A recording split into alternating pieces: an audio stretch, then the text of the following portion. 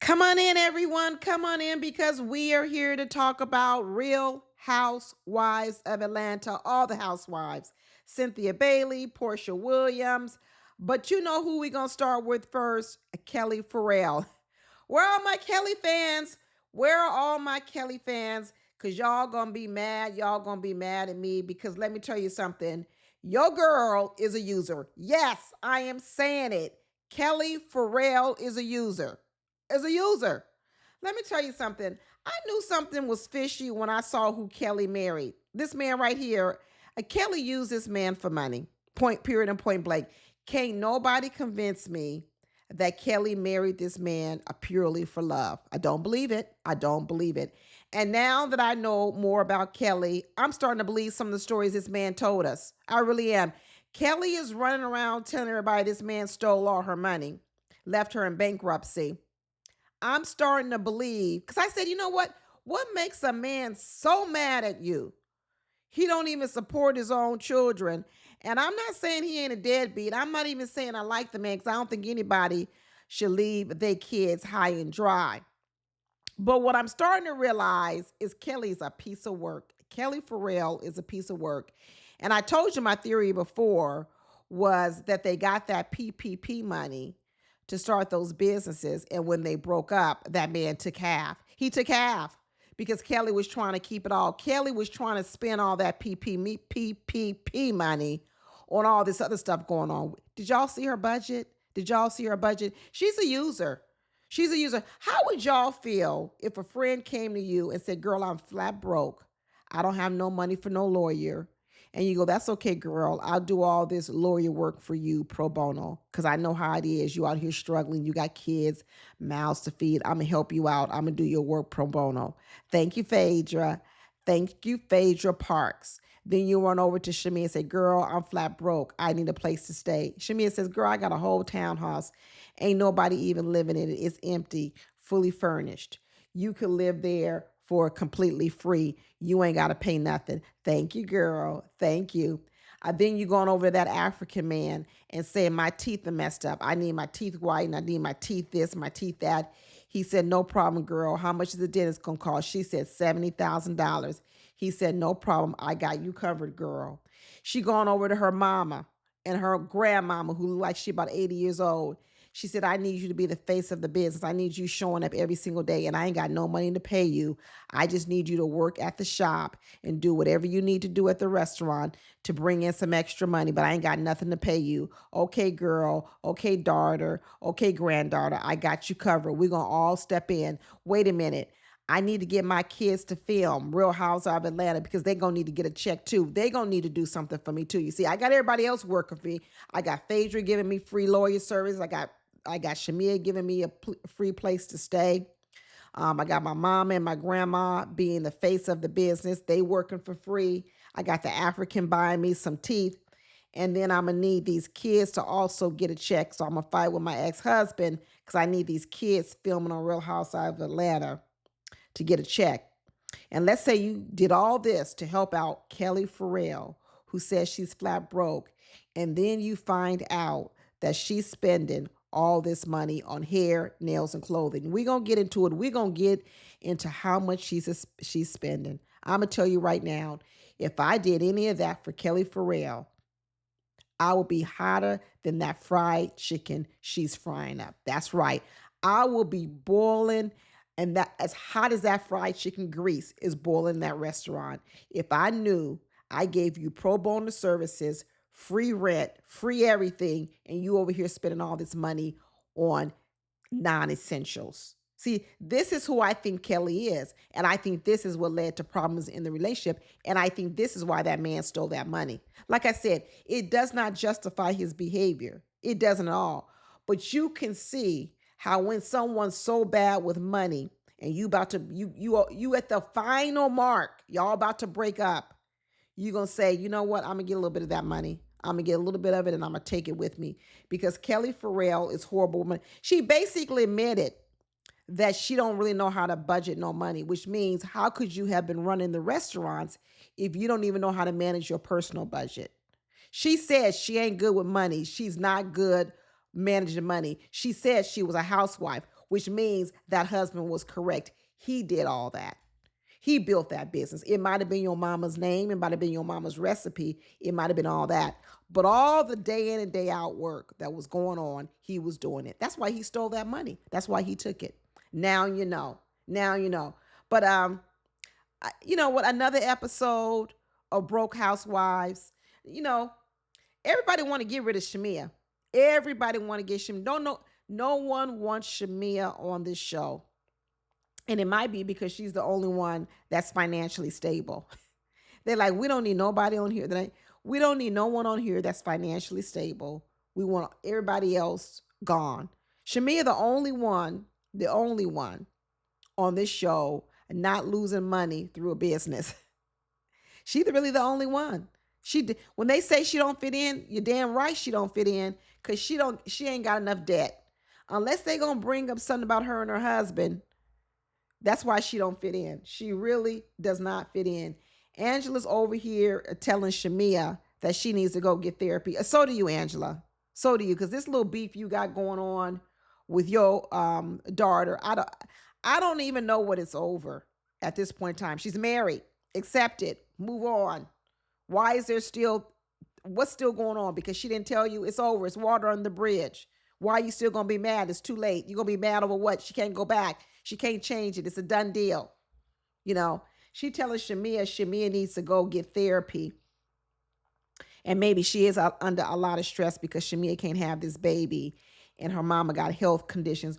Well, you know what? Shamea and her mama. For a family that has all these health conditions, including Shamea's daughter, they sure are outside a lot. That mama's outside. That mama don't miss an event. She's outside. You know, I watched Shamea on Carlos King interview. I watched part of it. I watched as much as I could watch. And I'm going to tell you, Shamea didn't do herself no favors on that show. All Shamea proved to me was this, that this little competition that Shamea and Porsha have, it goes back generations. I believe, this is only my theory, that the competition started with Porsha's mom and Shamea's mother. That's what I believe. I think Shamea's mom is competitive, and I think she and Diane competed against each other. It was almost like one person who Shamea's mom was the unmarried woman who used her looks and body to get things. And then there was the married woman, Shamea's mom, who was married and had more of the financial stability. But really, they both wanted what each other had. Porsha's mom wanted the stability of a marriage and a loving husband and a nucleus family, right? Her mother wanted that. She didn't have it. But she had sex appeal. She had sexy vixen. She could get men. She could do all that, right?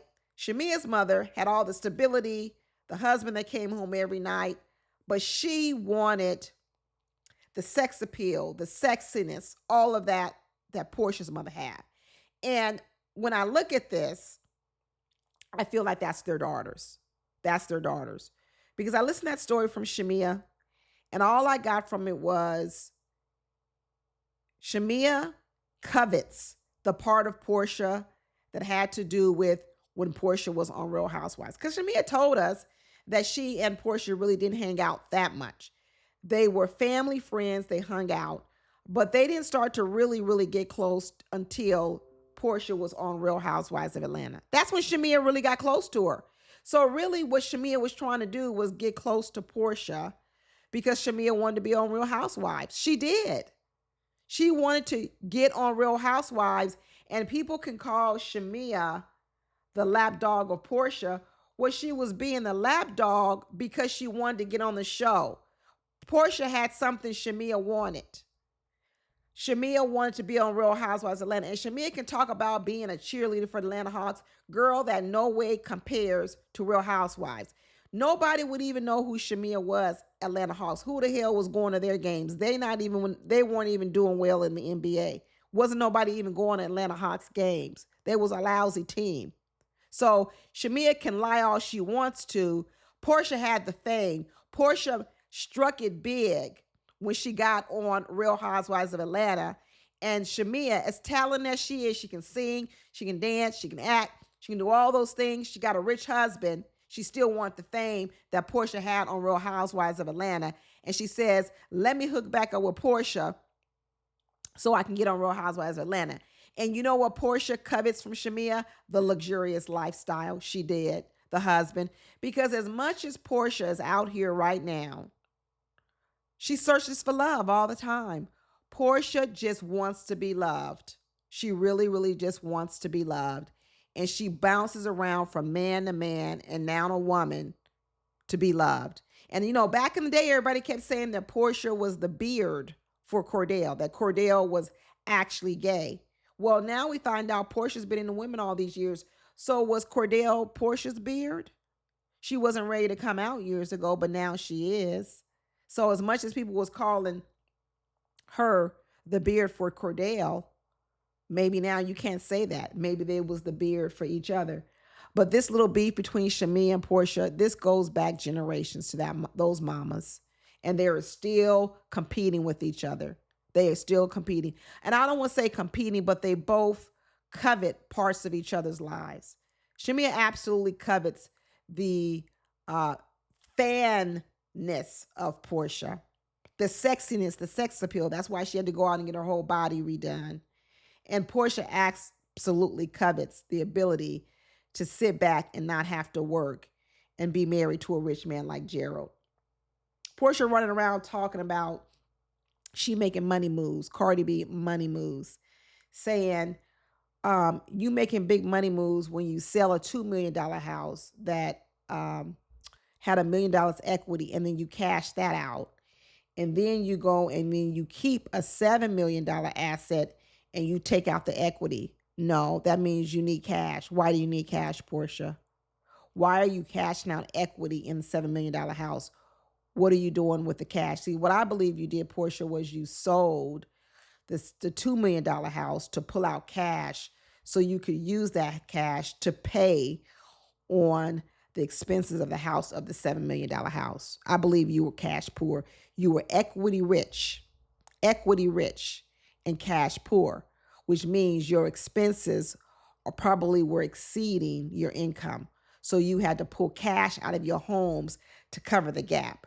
That means you're not really making good financial moves. That means you over here like Kellie spending money you don't have. I think Porsha's spending too much money, and that's why she's over here so desperately trying to get with rich people. But she says she rich enough to take these ladies to Scotland. So she and Phaedra are planning a trip to Scotland, sort of a throwback to Traders, since they were both on Traders. I'm waiting to see it. I am waiting to see it. But then we really got to dig into the brokenness of Kellie. The brokenness. Okay, not the brokenness, that too, but the brokenness. And she told us that Nana's Chicken and Waffles, one of the locations, is bringing in $75,000 a month. That ain't nothing. When you think about the rent she's paying, when you think about all those salaries she's having to pay, $75,000. What's the net? Stop talking to people who don't know money. I don't care about your gross. What is the net? And then she said the other location is only bringing in about $15,000. But so total $90,000 a month. But when you add up what she's paying, $2,000 in a car payment. Are you kidding me? You paying $2,000 a month in a car payment, your Range Rover. These are bad money moves. Bad money. $600 on insurance. She said her beauty alone, $2,500 a month. Remember, y'all just gave her free lawyer services. Phaedra Park gave her free lawyer services. Shamia gave her a free place to stay. The African she's dating gave her $70,000 worth of free teeth. And then she running down this hair, $3,000 a month for hair. Clothes, $8,500. What's wrong with the folks in Atlanta? You know, it used to be a saying, you too busy trying to keep up with the Joneses. Well, I don't even know who these people are trying to keep up with now, because even the Joneses ain't spending this kind of money. They not spending this kind of money.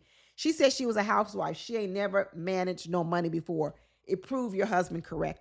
What he said was, I ran these businesses. I built these businesses. So for you to think we're gonna divorce and you're gonna keep the businesses, you dead wrong. You dead wrong. You see, she basically admitted it.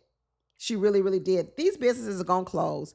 There is no way that the type of money management skills Kelly has that she can successfully run a business. I don't believe it. She said even she's spending $500 a month on dog wigs. And she thinks it's cute. She's smiling. She's acting all coy. She thinks it's cute. She thinks it's a flex that she's spending this money. It's not a flex. You look dumb. You look stupid. You look dumb.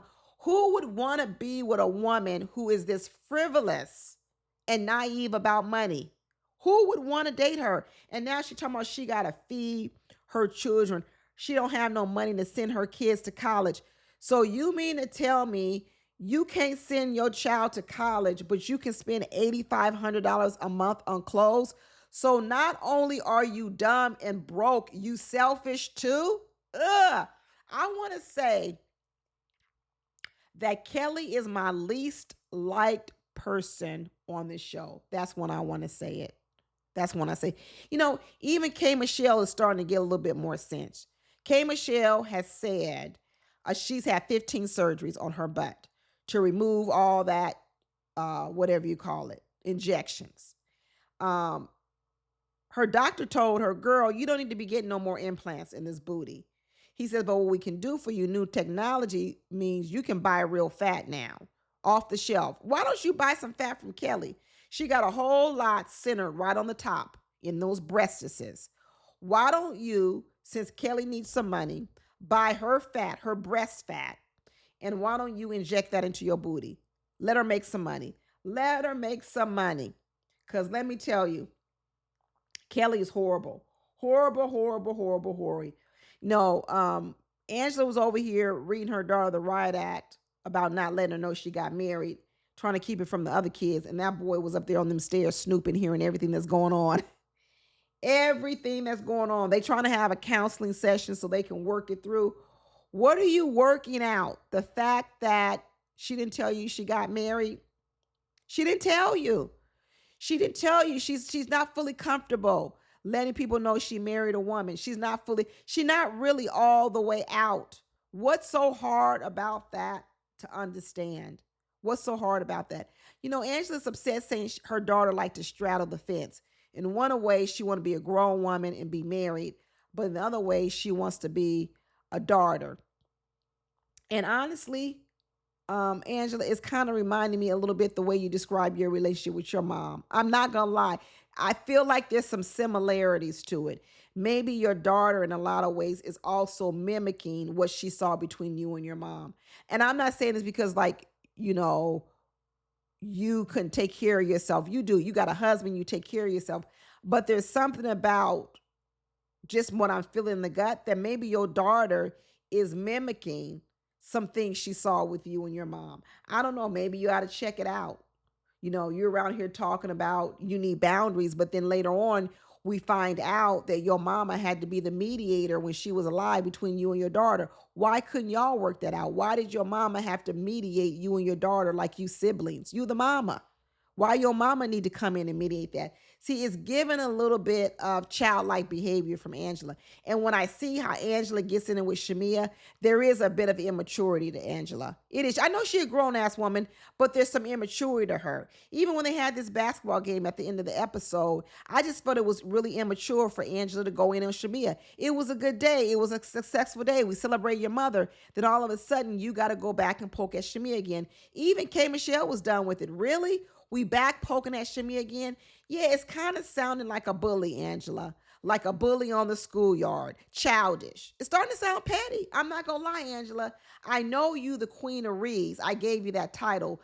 But now you are starting to sound like a bully and a little bit childish. Right? You're beating a dead horse.